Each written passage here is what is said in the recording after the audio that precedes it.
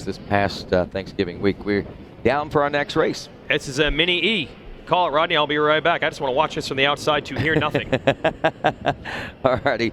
Sounds good. All right. We got Anderson Waddell coming into this one with a win. Levi Letty, the 422, took a second out of Saginaw, Michigan. The 127 to Joseph Vicari in third out of Oxford, Michigan. 321 of Axel Ward out of Coleman, Alabama was fourth. 22 Mike Duke was fifth place position. Duke out of Lexington, South Carolina, followed by Jacob Mariner, the 167 out of Mason City, Iowa. Your early leader out here right now is the number 4 of J.C.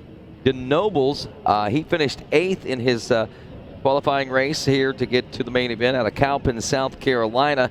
Brought to us by Upstate Diesel Repair and Jessica DeNobles Photography as we get things sorted out here in the Mini E 4 to 8-year-old class. And I'm sure that if you're watching this, you're probably pretty tuned in to this new class that has gotten a lot of attention in a lot of different areas over the course of the last year or so, especially since Loretta Lynn's. We got a pass for the lead already taking place here on lap number 1. So we see Gnoble going back to the number 2 spot now, maybe even third, as he is under some major fire and some major attack, but it's side by side. The drag race down the stretch here through that rhythm section into the finish line as the green flag waves. We do have Axel Ward taking over the lead.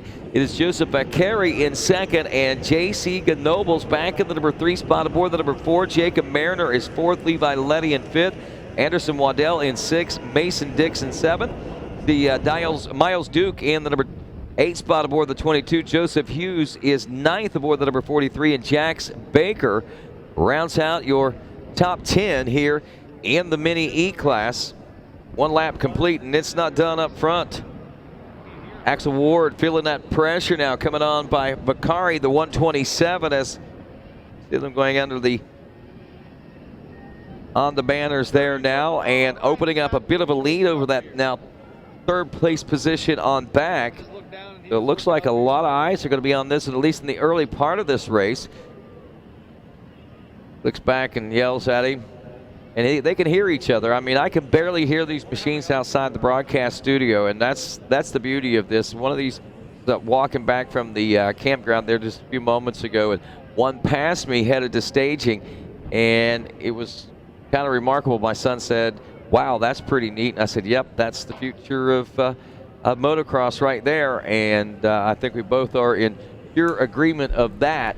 And I, as much as anything, you know, not only amazed at the technology that they are able to bring these kind of machines, but the performance level that these machines are able to achieve, and then the riders, what they're able, well, the levels that they're able to take that to. Look at that, Ward looking over the shoulder. Vicari still back there in the number 2 spot. Anderson Waddell now up to the number 3 spot. J.C. Gnobles is your 4th place ride with Levi Letty back in the number 5 spot, at least he was.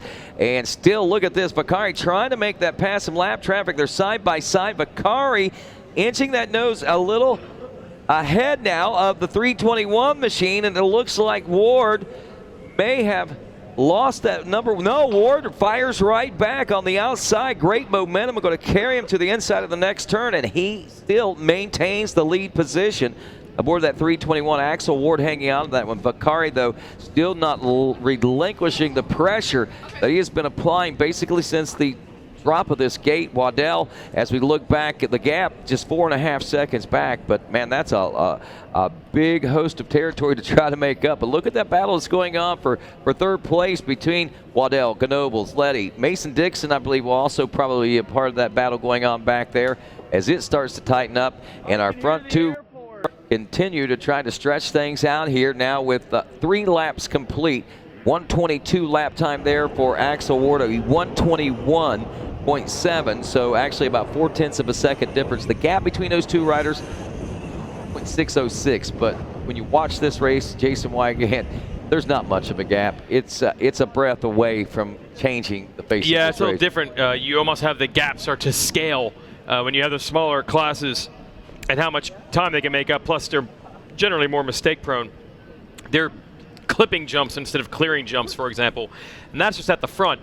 This is a 4 to 8 class. You don't normally get that big of an age range in 50cc divisions, right. But there's only one class for the electric bike. So what I wanted to do is go out there next year I think I might have my son racing out here in this class. I just wanted to see what the whole class looked like, because you see the front of the pack are generally riders who are also the dominators and the winners on the gas 2-stroke 50s, but in a 4 to 8 division we have a big range. We do have some 4-year-olds out on track right now, some 6-year-olds, of course some 7, 8, and 9-year-olds who are AMA 8. They were 8 on January 1st, so a pretty wide range as we get this class kick-started. Wait, sorry, not kick-started. You just hit the button.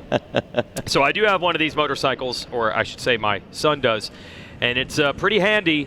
The mapping, there are 6 different maps that you can use, so you can have essentially slow enough where you could just barely go fast enough to keep your balance, all the way up to mode that would be just as fast.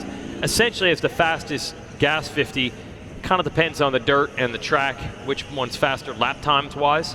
You know, but obviously these are capable. This right here, this KTM or this electric bike revolution could kind of take the you know how PW has been the kind of the introductory bike, the 4 to 8-year-old bike, and with this wider range for this bike, you know, this might be the wave of the new generation. Which it's a little pricier than a gas one. I think it's $700 more than a gas KTM SX Senior, but the hook, and you can also get it as a Husqvarna or a gas. Ironically, the point is that it's lower maintenance, so that'll cut maybe into some of that $700, and then you can keep it longer because you can have it for a wider range age-wise, and they've proven pretty reliable. I honestly think the only thing I've heard is, you know, pressure washer in the wrong spot, way more of a problem than a mud race. So that's all fine. Really? Yeah. So my son has it. He likes it. He has P-Dub, but I mean, you look at the suspension and the brakes on this thing alone, and it's a major step forward compared to the old P-Dub. So unfortunately, after 40 years, I think we're out with the old and in with the new, and it is this, the E Mini Class, and Axel Ward taking the win. Well, you never know. There could be an EPW on the horizon. Hey, it wouldn't surprise me a bit. 450C coming up next as we congratulate Axel Ward on holding on to that battle, and Joseph Akari for his unrelenting attacks on Ward to try to take that win. But what a great battle we saw there. Anderson Waddell in the number 3 spot, Levi Letty in 4th. Looks like Good Nobles will drop back a few spots now, as that'll move a few riders up, including Mason Dixon in 5th, Jacob Mariner into 6th, Jax Baker 7th, Miles Duke in 8th, Good Nobles 9th, and Joseph Hughes rounding out the top 10. Official results for the Mini E 4 to 8-year-old, and Axel Ward is that Mini E 4 to 8-year-old MX versus AT.